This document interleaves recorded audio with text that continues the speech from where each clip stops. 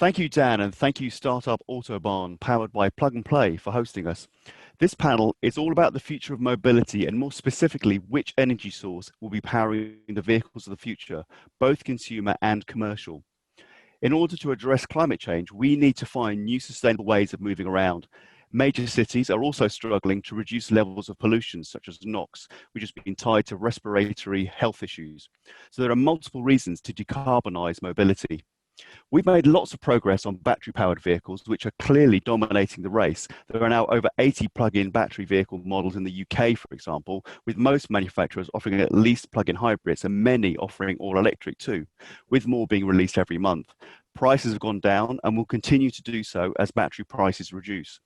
Even charging infrastructure has improved a lot over the last couple of years, although this still has quite a way to go. But batteries are not yet an option for long-haul, heavy-duty vehicles, particularly in countries with long travel distances like the USA or Australia. Hydrogen could be key here.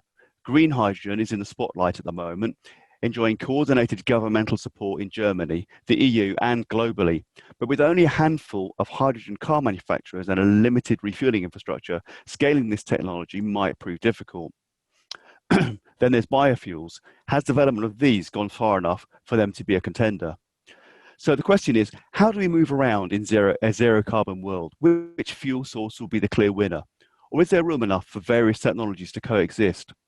To help me answer these questions, I have an eminent panel of experts here with me today. I've got Mark Freymüller, who's the CEO of Hyundai Hydrogen Mobility. Before that, Mark has acted as Vice President of Commercial Vehicle Eco-Friendly Business Development at Hyundai Motor Group. Welcome, Mark. Welcome, thank you. I also have Björn Noack, who's the Director of Sustainable Mobility Strategy Powertrain at Bosch. Fully supporting the Paris Climate Agreement, Björn is acting as a central coordinator between product strategy experts at Bosch and EU officials. Hi, Björn. Good to have you here. Hello. Welcome. Thank you. And last but not least, I'd like to introduce you to Jon Salkeld, Technology Director at BP's Advanced Mobility Unit. Jon has spent a career in disruptive innovation across several senior roles, including Global Head of Automotive Product Development for Castrol. Hi, Jon. Good afternoon. So I'm going to start off with you, Jon. My first question, and it relates to your former company, Castrol, because in a recent survey by Castrol, they pinpointed 3 impediments to the adoption of EVs in the UK. The first was price. It's undeniable that EVs are still more expensive than fossil fuel cars. But the second one is how long it takes to charge. So how important is charging speed in the adoption of EVs? And what else do you see as hindering the wider adoption of battery electric vehicles? Okay, I mean, the good news is that we're seeing the adoption of electric vehicles soaring at the moment, but at the same time, we recognize it's still down as a few percent of all car sales. So clearly there are a few hurdles there that we need to overcome. I mean, one of the big ones actually is around familiarity with electric cars. They are quite a different proposition to drive and own. I mean, I made the transition about a year ago, and even for someone like me, it was a little bit scary at the time. There've also been a limited number of models available, but it's great to see at the moment that almost every month a new electric vehicle model is being launched. And I think within the next year or two, there'll be almost as much choice as you have for internal combustion cars. And then another part is around how do you fit the use of an electric vehicle with the use case that you're putting it to? Because whereas with internal combustion cars, pretty much putting energy in is the same for every use case. When you come to electric vehicles, it varies a great deal, whether it's a city car or you're a sales rep or you're a taxi driver in a city. So you have to try to find a way to accommodate that. I mean, our view is that ultra-fast charging is really critical to the mass adoption of vehicles. Because if you look at these use cases, there are a number which really require you to charge quickly. So if you're looking at consumer cases, if you're trying to do long journeys, it's clearly important. You know, if I'm driving from where I live up to Scotland, I need to be able to charge my car in roughly the time it takes to use the bathroom and have a cup of coffee. If I'm living in a house where I don't have the ability to charge at home, then again, having that option to be able to charge quickly is critical. But those are consumer cases. If you look at commercial cases, then I think there's an even bigger case. If you're a taxi driver where you might be driving for 12, 16 hours a day, and every minute spent charging the car is time you're losing to serve customers, then everything you can do to speed up that charging is important. But when we talk about speed, there's a question of how fast is fast enough. I mean, our definition of ultra fast starts at about 150 kilowatts, and that's roughly 100 miles per minute and moves up from there. But a really important point is not the peak charging rate that your car achieves, but how it sustains it. So my EV, for example, can peak at 180 kilowatts, but probably averages only about 70 or 80 if I'm charging it from 20 to 80%. So I think there's a quite an important area to look at in terms of how you sustain that over a reasonable period. Thank you, John. Really great answer there. So batteries are an important part of EVs. John, what tech advancements are being made that you can think of that could help meet the demand and kind of bring the range up to the level where fast charging needs it as well? I mean, this is a very interesting debate because on one hand you have almost a presumption that you'll head towards much longer range in an electric vehicle, which of course is driven by what we experience in fossil fuel type vehicles. And actually, even in that case, probably only through the introduction of diesel over the last 20 years, if we develop this expectation that a car must be able to drive 500-600 miles on a single fill. But then on the other hand, you've got that debate around the speed of the charging. And actually, if you look into the battery technology, there is a inevitable trade-off between the charging speed and the range that you can deliver. And I think there's a bit of an open debate as to whether the best route forward is to go towards ever bigger batteries, or alternatively to go for smaller batteries, but with that ultra-fast charging capability. And if you start to dig into the question of how much is enough range, then you start to consider that use case of how far do you travel at one time. And so actually having a combination of a range that will cover, say, 2, maybe at most 3 hours of traveling, but then you can fully charge the car within about 15 to 20 minutes. That might be a more reasonable way forward. So if you look at the technologies going out there, certainly there are a number of changes to the chemistry around lithium ion. So you're seeing a reduction in cobalt, largely because of security of supply and cost concerns of cobalt coming out of the DRC. And so you're moving gradually towards lower and lower cobalt chemistries, but requiring more nickel. And then I think, as you mentioned, you've got LFP or lithium iron phosphate. Now, interestingly, this is quite an old technology. It's been used in buses for many years. And it was a technology everyone thought was beginning to go away because it doesn't have the energy density of things like an NMC. It's kind of quite hard to see how that will pan out over time. A lot of developments, I think you'll probably end up with a variety of different chemistry types being used. But I think for the next decade, it's likely to be lithium ion that is the way forward. There's a lot of talk about solid state, which I could see coming along, but that's probably something for the next decade at mass scale rather than this decade. Yeah, so I mean, obviously there are these increments and these new technologies, but there is still clearly a problem with using batteries in your electric vehicles. They're big and heavy. They're potentially less attractive for anything that requires severely long distance, which is why hydrogen engines that produce electricity themselves and emit only water vapor have come back into the spotlight. Given their quick refueling time and longer range, they're becoming a viable solution for long-haul, heavy-duty vehicles. So a pioneer in fuel cell technology, Hyundai, has been researching this space since 1998. Just recently, it's announced plans to commercialize fuel cell electric trucks for the first time in the world. Mark, can you tell us more about the importance of this announcement? Yeah, sure, love to. I mean, first of all, Hyundai sees a role for fuel cell electric vehicles also in the passenger transportation, and that's why we developed the Nexo. That's our second generation fuel cell SUV.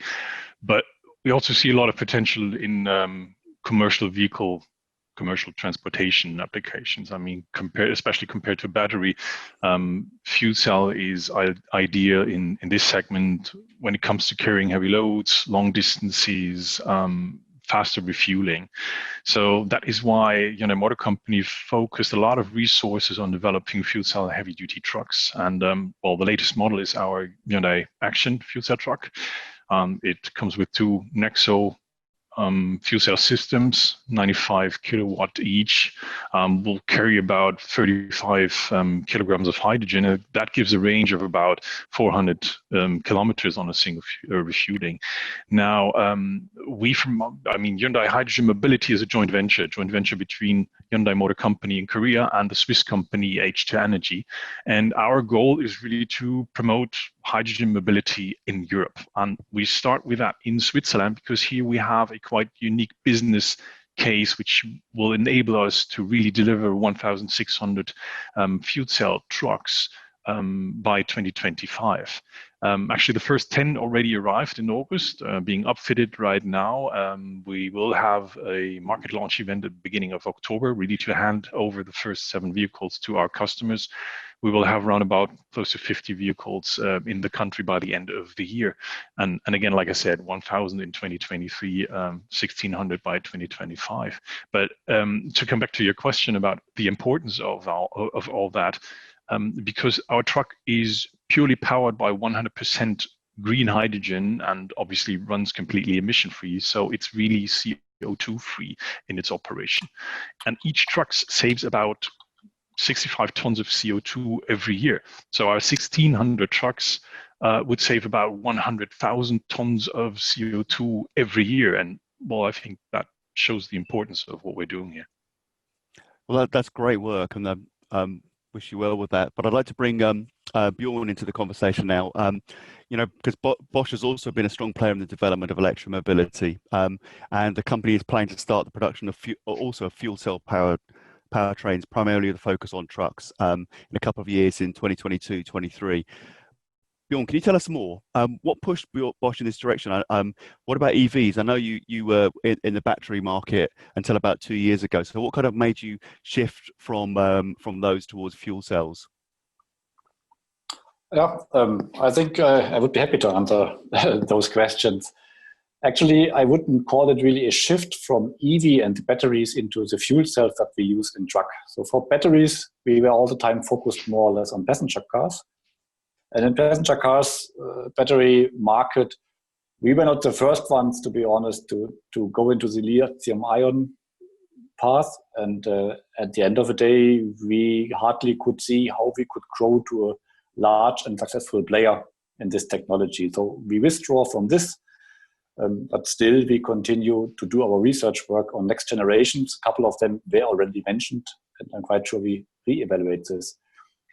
The point of fuel cells in trucks is quite interesting. So for us, being part of the science-based initiative, we do CO2 analysis of the emissions of the vehicles with different technologies for quite some time.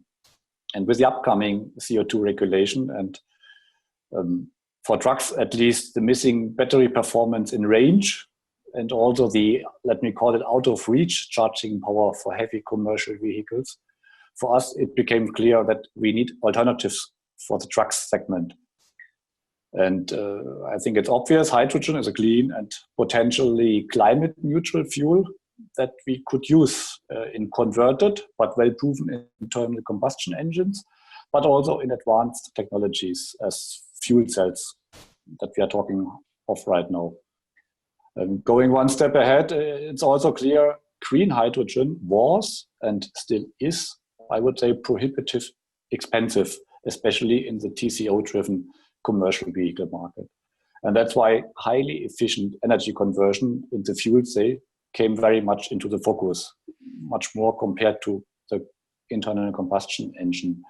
And also in the past, those combustion engines were powered by engines with hydrogen and showed a lack of performance, I would say, in terms of engine power output, but also in terms of NOx emissions, which were not at the expected level. And actually both has changed now. We have now direct injection technologies and we have turbocharging technologies. We on top have operating strategies. If we electrify the powertrain to a hybrid powertrain. And all of this now also brings the internal combustion engine with hydrogen back into discussion. But you are completely right. So right now our focus is primarily on the fuel cell for trucks. And I think we are very happy to have a long-lasting partnership with the truck OEM, which is also covered in the media quite often, and in recent times even more. And we are still expecting to see our technology on the roads by 2022 or early 2023. So, quick question for you, Mark, is there a chicken and egg situation? We were talking earlier, and you said there are about 80 refueling spots for hydrogen in Germany, but in the UK, where I am currently, there's only about 10. So, how can we get past that chicken and egg situation? Yeah, well, I mean, this is indeed a real chicken egg dilemma, right? I mean, there's no demand, no supply, no supply, no demand, and you cannot solve one problem without really also tackling the other one. So that's why we have to take care that the numbers of vehicles coming into the country go together and develop together with a refueling infrastructure for hydrogen, right? That's also one of the reasons why we're not selling the vehicles, but we kind of lease them out in a pay-per-use model. That means the customer is paying a certain fee per kilometer driven, and that's including everything and including the hydrogen. So at the same time where we're bringing in the trucks, our business partners will not only produce the hydrogen, but also build up the network of hydrogen refueling stations around Switzerland. And the good thing with that is that it only takes 15 trucks in operation around one of these stations to make it really a viable business case for this station. So in this way, with a continuous supply and demand of hydrogen, we're breaking this chicken egg dilemma. Passenger cars can participate from that as well, and by pushing this expansion of hydrogen mobility, we are actually also paving the way for a hydrogen society overall. So we come to our last question, which I'd like to ask each one of you in succession. We've got about 30 seconds for each answer. So I'm going to start with you, Björn. So is there enough room for the various alternative energy sources to coexist? What would that look like? 30 seconds. 30 seconds, go. Yeah, I think, yes, there will be a coexistence, and we will need to add even further alternative energy sources to this. See, all the discussion was about new vehicles of the nearby future, but what about the vehicle stock? So with more than 10 years average vehicle age, roughly half of the vehicles sold next year will be still there in 2030, and they will contribute the major share of the transport sector CO2 emission. So we definitely need also biofuels to be added to the fuels, and due to limited feedstocks, of course, also power-based so-called e-fuels would be a further alternative energy source for transport sector. Jon, do you have something to add to that? Yeah, so as I mentioned earlier, one size does not fit all when it comes to new energy vehicles. So from that point of view, I could see multiple solutions. That said, electric has had the advantage of a grid to build on, which hydrogen does not. And as fast charging has come along, some of the speed of charging advantages of hydrogen have become a little bit watered down. But I still think there are some areas where it could be very applicable, and I'd probably start off looking at heavy duty, which is a difficult area to electrify. So that's, I think, where it would start from first. Do you have any final words on that, Mark? Yeah, don't think it's an either or question. It's not a competition of the both technologies. Actually, they can complement each other. Clear advantages on heavy duty trucking side or heavy duty transportation side for the fuel cell, and we see battery technology more in an urban area for small commuters and stuff like that. But yeah, with the investments Hyundai is doing, that clearly shows that we're focusing on both technologies at the same time, different applications, and that could also, especially for the fuel cell, could also be applications outside the automotive sector. So I think there's a wide range of applications for both technologies. So it does sound like the jury's still out, and on many levels, fuel cell and battery electric vehicles complement each other. It appears there's no one solution to all our decarbonisation problems.